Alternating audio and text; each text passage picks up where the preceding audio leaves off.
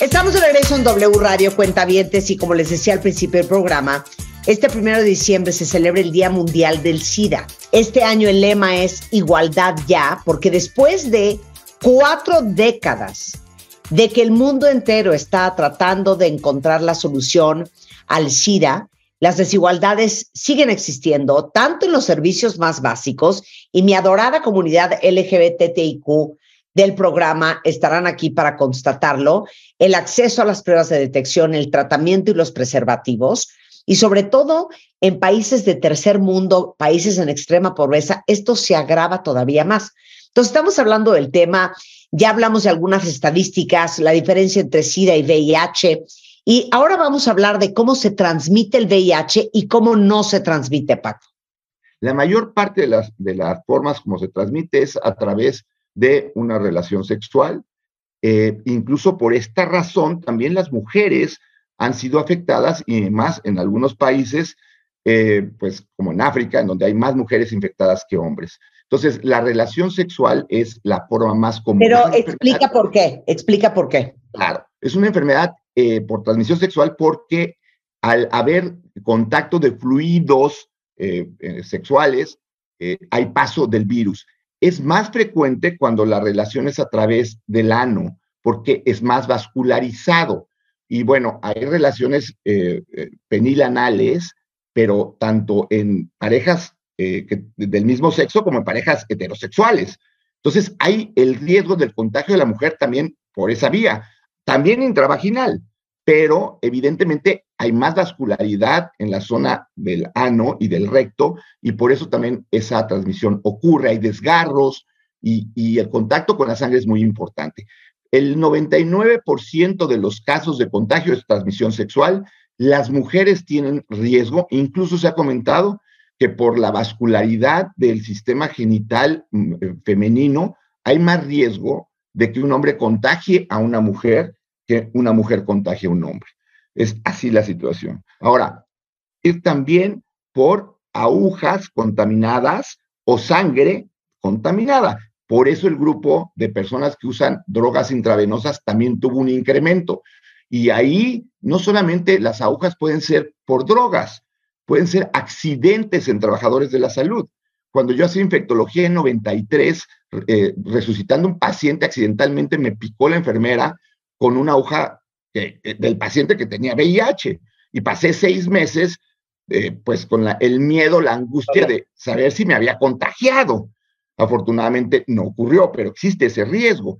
Y el otro es a través de la vía placentaria, es decir, mujeres que están embarazadas y que contagian a sus bebés en el momento principalmente del nacimiento. Es que lo impresionante es que nunca pensarías, y por eso yo creo que me parece tan importante hablar de esto, y lo dijiste al principio.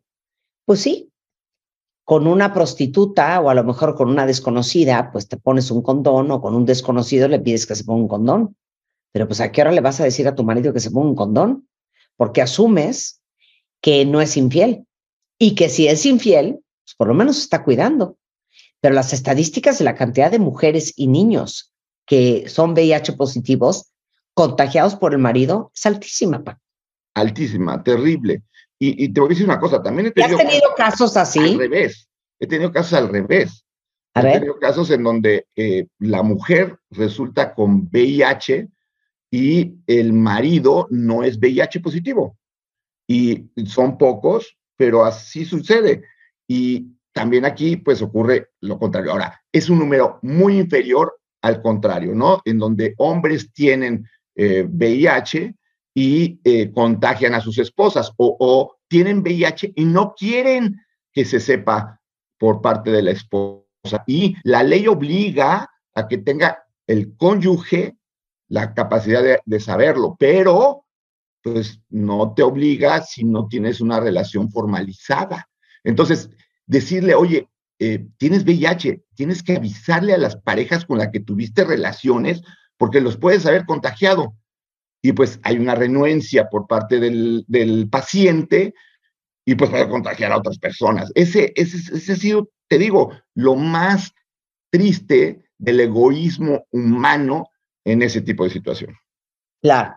Oye, ¿Cómo no se transmite? Y eso es muy importante, porque se habló que se transmitía por picaduras de mosquito, se habló de que por besos, se habló que por contacto casual, o sea, darle la mano, abrazar. Evidentemente, si eso hubiera sido así, todos nos hubiéramos contagiado, pero no es así. Olvídense del contacto casual, tú puedes abrazar a una persona, incluso besar, y no vas a tener un contagio. El riesgo de transmisión incluso por relaciones orales, es muy bajo. Pero, evidentemente, mientras más contacto hay con fluidos, pues el riesgo aumenta. Y tampoco hay que tenerle pánico a las transfusiones, porque ahora se hacen pruebas muy específicas, con pues, pruebas que tienen ya una alta calidad y que pues, nos aseguran de que la transmisión de un enfermo con una infección por VIH o hepatitis, pues esa sangre no se va a usar. Incluso los cuestionarios que se hacen para los donadores de sangre, también ahí piden que si has tenido varias parejas sexuales, que si has tenido pues contactos de riesgo, pues por favor no lo hagas, ¿no? Porque si donas esa sangre pudiera resultar que estuviera en un periodo de ventana en donde no detectas al virus, pero sí lo puedes contagiar. Entonces, eso pues es importante. Si tú eres una persona que tiene un comportamiento sexual promiscuo, pues no dones sangre, porque en lugar de hacerle un bien a ese paciente, puedes hacerle un daño. Claro. Ahora, ¿quién está en riesgo? Y después vamos a hablar de cuáles son los signos y síntomas, porque decías que te puedes muy fácilmente no darte cuenta que tienes SIDA. ¿Quién está en riesgo? Mira, en riesgo están las personas que tienen contactos sexuales sin protección, principalmente pues hombres que tienen relaciones con hombres, pero también mujeres que tienen relaciones sin tener protección con parejas que no conocen. O sea, el tener relaciones con alguien que no conoces te puede poner en riesgo más si no usas protección. Ese es el grupo que tiene mayor riesgo y pues no solamente es VIH, y hay que acordarse que hay muchas enfermedades sexualmente transmitidas, pero antes pues no tenían relaciones y el miedo era resultar embarazada.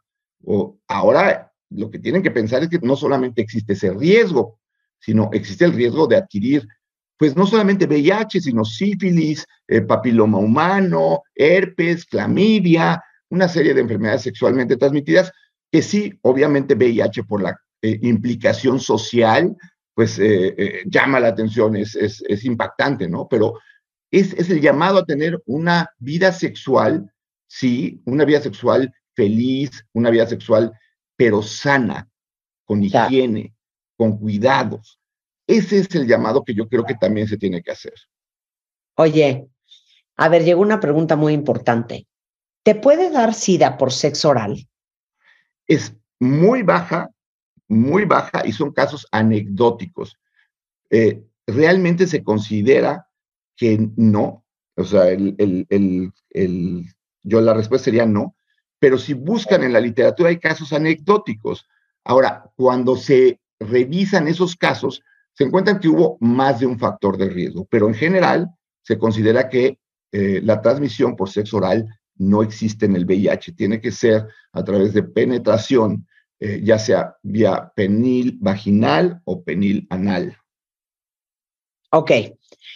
¿Cuáles son los síntomas y por qué es tan fácil que no te des cuenta que lo que tienes es SIDA?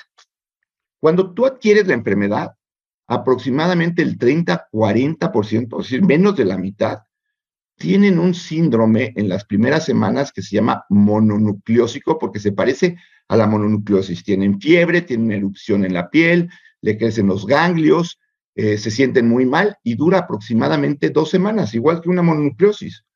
Y después entran en un periodo que llamamos de latencia. Latencia quiere decir que pues está dormido y no hay el suficiente número de generales muertos en el cuerpo como para que empieces a tener manifestaciones de enfermedades oportunistas. Y esto puede durar 8 años, a veces 3, pero a veces 10. Y esto varía de persona en persona. Y durante ese periodo de tiempo en donde tú no tienes síntomas, pues tú puedes contagiar porque no sabes que estás infectado. Por eso también se pidió en un tiempo que los exámenes prematrimoniales tuvieran la prueba de VIH. Ahora, desafortunadamente, en ese entonces, en muchos países no quisieron hacerla, porque entonces la carga de medicamentos, el presupuesto que se iba a tener que usar porque había una mayor detección de personas con VIH iba a ser muy alta. Ese es muchas veces ese pensamiento que contrasta la ciencia con las políticas, ¿no? ¿Cómo puede ser posible que no hagas una prueba de VIH como obligatoria para un estudio prenupcial? Sí, es que sí, la mayor parte de la gente tiene relaciones antes, sí, pero bueno, pues una cosa es eso y otra cosa es que vas a vivir con una pareja y a lo mejor tuviste una vida desordenada, pero ahora ya la vas a tener ordenada y con la que vas a tener la vida ordenada, no sabes que la puedes contagiar. Claro. Eso triste, pero sigue ocurriendo que pides una prueba para sífilis, pero no para VIH. Claro. A ver, entonces, síntomas, dame la lista entera. Síntomas: cuando tienes el cuadro agudo, fiebre, erupción, crecimiento de ganglios, y eso dura aproximadamente 2 semanas. Después, eso se llama el síndrome retroviral, porque es un retrovirus agudo.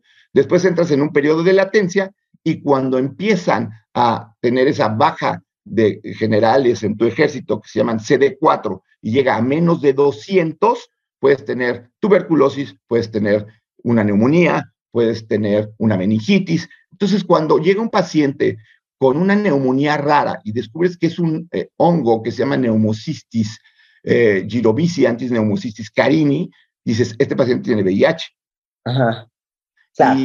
Y entonces el diagnóstico de SIDA se hace cuando tienes una enfermedad oportunista o por cuestiones también de disability, cuando tienes menos de 200 CD4. ¿Por qué? Porque había personas que podían aplicar un seguro en donde les pagaban algo de dinero porque no podían trabajar, porque estaban con demasiado cansancio, porque tenían SIDA, pero no habían tenido ninguna enfermedad oportunista. Entonces, en 1993, la CDC decidió que si tenías menos de 200 CD4, lo normal es arriba de 500, entonces tenías SIDA. Y así se ha quedado. Ahora, con los tratamientos actuales, puedes subir tus generales. ¿Por qué? Porque inhibes al virus y en lugar de tener 100, al año tienes 300. Entonces, esa definición ha cambiado, ha variado. Pero en general, una persona que tiene una infección oportunista y tiene el virus del VIH, en ese momento tú dices, tiene SIDA. Claro. Oye, Paco, una pregunta. Hay muchos pacientes que, bueno, después de estar tomando sus tratamientos por largo tiempo, etcétera, etcétera, al hacerse sus estudios ya salen indetectables, no se detecta el virus, ¿no? O seropositivos. Tanto el seropositivo como el indetectable sigue contagiando. Esa es una gran pregunta. El indetectable tiene un mucho menor riesgo de contagio, pero no es absoluto. O sea, la persona que se vuelve indetectable quiere decir que no se detecta virus en su sangre. No es que está la persona curada, y eso hay que entenderlo.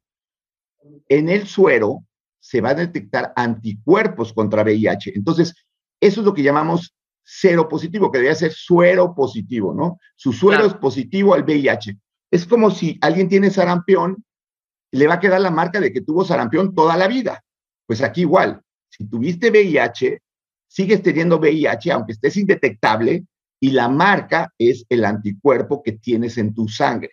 Ahora, con los nuevos tratamientos, hacen que la carga viral, o sea, el número de virus que anda circulando en tu cuerpo sea tan bajo que las máquinas no lo detecten. Y evidentemente, mientras menos virus tienes en tu sangre, menos riesgo tienes de contagio.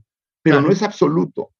Y cuando esa persona deja de recibir el tratamiento, el virus vuelve a aparecer. Ya. Oye, ahora, ¿cuáles son los avances en el tratamiento? Los avances han sido maravillosos porque lo que han logrado es que esas combinaciones de tratamiento los hagan en una misma pastilla. Entonces hay pastillas que con una sola pastilla puedes tener el adecuado control de la enfermedad que te permite vivir sin que tengas manifestaciones y que tengas no solamente una vida normal en longevidad, sino en calidad. Y ahora el nuevo salto que estamos dando es los tratamientos parenterales. ¿Qué quisiera? Esto es a través de inyecciones que lo que hacen es permitir que no tengas que estar tomando pastillas y que recibas ese tratamiento cada 2 meses, e incluso, como te comentaba, es muy probable que haya ya próximamente un tratamiento en donde te puedas poner una inyección cada 6 meses, y eso evidentemente lo que logra es que la gente se mantenga con cargas no detectables, sea más difícil el contagio y que haya un control de la enfermedad. Porque mientras menos virus hay, menos contagios hay. Esa es la meta. Claro. Lograr que la gente que esté infectada no tenga virus circulando. Y evidentemente de esa forma logras evitar los contagios. Ok. Pregunta.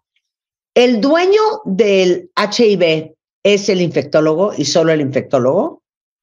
Mira, la verdad es que VIH se ha vuelto una enfermedad en donde hay internistas y hay personas que se dedican exclusivamente a ver pacientes con VIH. En sí, el infectólogo, pues esto es un virus y es el que habitualmente ve a los pacientes con VIH, pero yo conozco internistas que saben de VIH tanto como el mejor infectólogo. ¿Por qué? Porque se dedican a eso.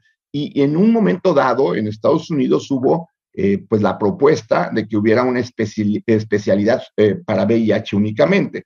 Ahora, por los nuevos tratamientos y por la facilidad con la que se pueden seguir estos pacientes, realmente los puede ver el internista o el infectólogo. El que debería de ser idealmente, pues es el infectólogo, pero no hay muchos infectólogos en el mundo, no es una especialidad que también pues exista. Y mucho de esto es por el miedo, ¿no? Yo recuerdo cuando yo le comenté a mi suegro, voy a ser infectólogo, y me dijo, oye, ¿y por qué no quieres ser oftalmólogo, dermatólogo? O sea, mi hija se va a casar contigo y qué tal si tú te infectas de algo. Y de veras que la infectología en cierto momento, pues se volvió como miedo de que son personas que están más expuestas. Habitualmente yo lo veo como lo contrario, porque eres el que habitualmente se va a cuidar más, el que va a usar bien el cubrebocas, el que va a usar bien el equipo de protección personal, pero pues eso bajó que mucha gente dijera, híjole, yo no quiero hacer infectología. Entonces no habemos muchos infectólogos en el mundo y hay personas que sí se dedican a tratar VIH. Nada más chequen que sean gente honesta, porque también como es una enfermedad que no se cura, pues existen todos estos remedios externos y productos milagro en que te dicen, te vamos a inyectar algo y te vamos a quitar el VIH. Y lo único que te quitan es el dinero. Claro, 100%. El doctor Francisco Moreno, Paco Moreno, está en la Ciudad de México. Él es infectólogo por la Universidad de Texas, director de medicina interna del Centro Médico ABC en Observatorio, uno de los 50 mejores doctores en el país, experto en coronavirus, en HIV, en transmisión sexual, inmunoterapia, y autor del libro Historias de una pandemia, que si no lo han leído, búsquenlo, está en todas las plataformas. Les va a encantar. Paco, como siempre, un placer. Muchísimas gracias. Gracias y gracias, Marta, por seguir informando, porque esto es muy importante. Y el mensaje que dijiste al principio, que se lo queden, igualdad. Necesitamos mantener que el mundo que tiene tanta desigualdad, logremos ayudar a los que no tienen o que no tuvieron la suerte de nacer en un país en donde sí tienen los medicamentos. Muchas gracias, Paco. Te queremos mucho.